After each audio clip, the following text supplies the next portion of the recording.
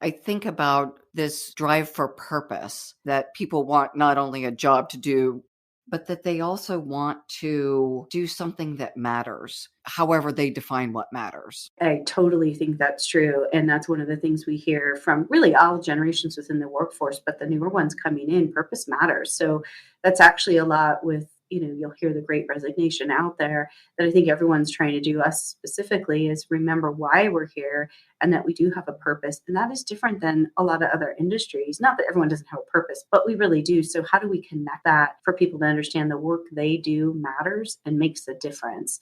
When I remember a housekeeper years ago who would tell me that, she cleaned those rooms because it was like her family member was there. Every room she cleaned, and she had multiple mops she would use to clean the room. And we would ask her why. And she said, because that could be my parent, my family member, my community. I will clean that room to the best I can. And it's just those little things that, your purpose can be any job.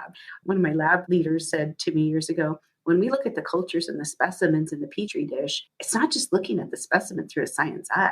That is a patient. Our petri dishes of those specimens are a patient. That's a family member. And so, you kind of figure out how do you tie those purposes to whichever discipline and make that. And I think during the pandemic, in the early stages, that was really clear. And I think as it's gone on, that's made it harder for people to remember because it's just a tough time. So we're trying to figure out how do we reignite that and get that back.